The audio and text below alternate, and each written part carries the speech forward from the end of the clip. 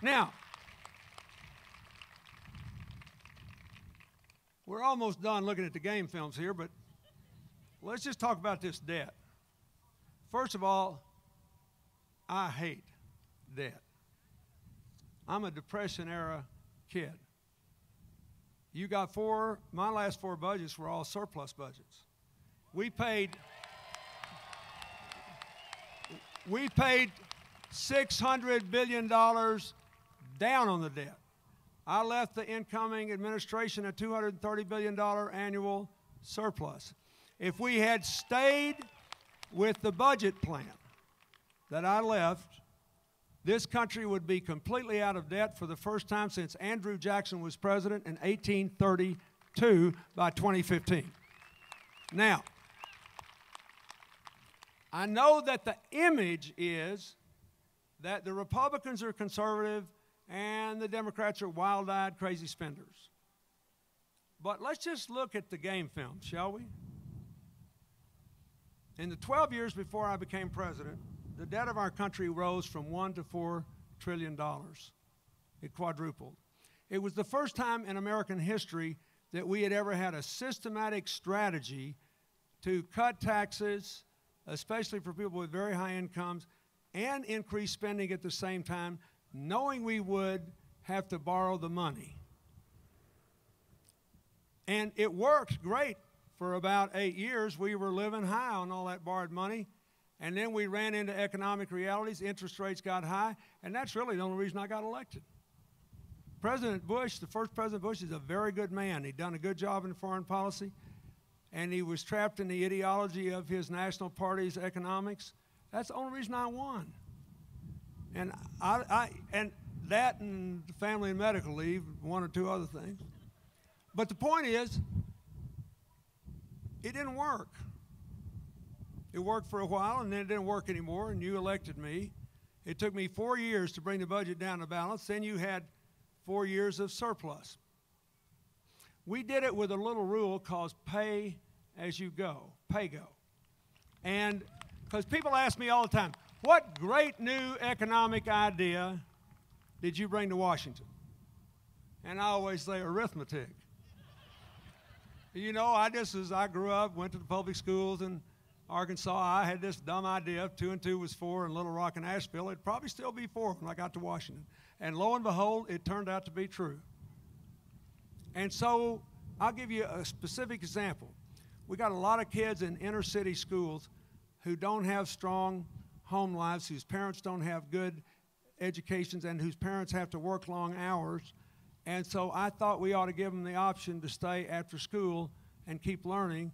So we put 1.6 million kids in after-school programs in my second term, but I had to pay for it. I had 2 choices. I could come to you and say, through the Congress, would you please raise this tax to pay for this because it's so important, or I had to stop doing something else to pay for that. That's what I did. So it worked. And when I left office, they repealed the pay-go rule. And for the first time in our history as a nation, we cut taxes 5 times while we fought wars, 2 of them. And we added a senior citizens drug benefit, which was fine, but we didn't pay for it. And we passed President Bush's pt4 program, which I love. It helps fight AIDS, tuberculosis, malaria all over the world. My foundation, we work with it. I love it. It saved a lot of lives. But we borrowed the money to pay for it. So what happened? Once we got rid of arithmetic, we doubled the debt of the country again. So that there were only 2.5 million new jobs before the meltdown claimed 7.5 million. Now, which works better? Fiscal conservatism or railing against taxes and spending the country into a debt hole? You got an example here. The Democrats have gotten a bum rap on this. We are the party of pay as you go. At least most of us are. And he certainly is. He belongs to the Blue Dog Caucus that has put out one of the few realistic plans to balance the budget. So there you got it. We quadrupled the debt before I was in office. We doubled it after I left. I gave you 4 surplus budgets. Coincidentally, my second term was the only time since we went off the gold standard 40 years ago when the bottom 20% of our workers had income increases in percentage terms that were slightly higher than the top 20%. The only time when we started growing together and building the middle class again, and 100 times, I didn't make this up, 100 times as many people moved from poverty into the working middle class in our 8 years as in the previous 12. And then poverty went up again. Arithmetic works, folks. So here's what we're going to do. We're back on pay-go. In December, a bipartisan commission is going to issue a report on what they think we should do to balance the budget. I can tell you Social Security is not as big a problem as they've made it out to be. It is true we'll have 18 hard years. I'm the oldest of the baby boomers, and for 18 years there'll be so many of us compared to our kids, it'll put a strain on the system. But after we pass on through, our grandchildren's generation are bigger than we are, and all the demographics will right themselves again. Our problem is Medicare and health care costs going up at 3 times the rate of inflation. We have to do something about that. I do not recommend privatizing it and giving it to the health insurance companies, which is the position of our opposition. I think that'd be a mistake. And I think it'd be a mistake to give Social Security to Wall Street, too. There hadn't been enough time for good behavior for us to make that leap. But anyway, we're going to get these plans, and then we will implement them along with pay-go. And as the economy grows and brings in more revenues just by growth, and we follow the pay-go rule, and we implement these other changes, we'll move back to balance. The other side says they want to add $1 trillion to the deficit by repealing these temporary tax cuts for the wealthiest Americans and repealing other reforms like the student loan reform. They want to increase defense even more and Medicare even more because they're going to privatize a bunch of it. And they do want to take care of the veterans, which I appreciate. And then they say we're going to start by cutting $100 billion a year out of everything else. There ain't that much everything else. It's not realistic.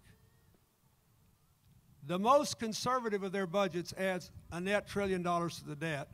The one in their pledge will add $3 trillion to their debt and cut $100 billion. I've already explained what it would mean to cut 25 to 50% out of education funding. How about when we cut it out of air traffic control? You want to volunteer the nearest airport to be the first unsafe airport in America? I'm not kidding. You cut it out of clean air enforcement. You want to volunteer your kids to be the first to get more asthma? There's just not that much else. We can do this. We did it before with arithmetic and discipline and being honest with the American people and doing things that make sense.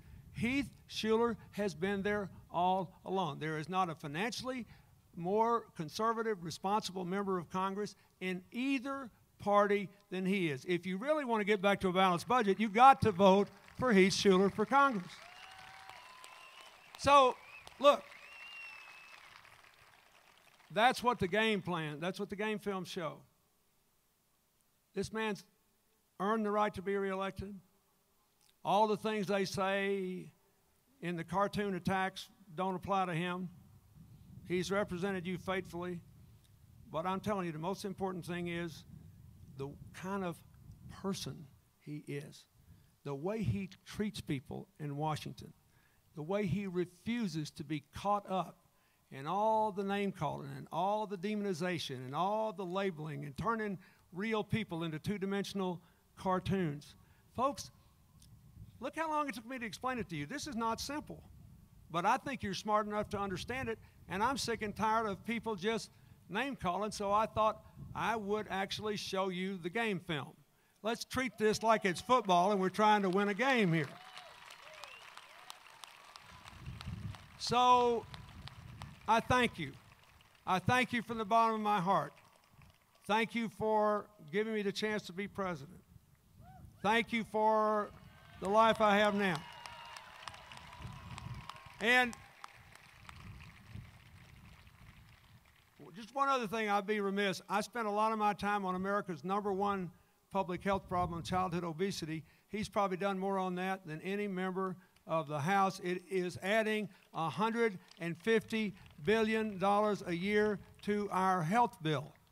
There are ways to cut costs and increase the quality of health care. If anybody can find them, he can. So if every young person votes who's got an interest in this student loan issue, and you will take the next 12 days and go out and talk to your friends and neighbors just like I talk to you. Just sit down and visit with people. He will win the overwhelming victory he deserves, and you deserve that. Thank you, and God bless you.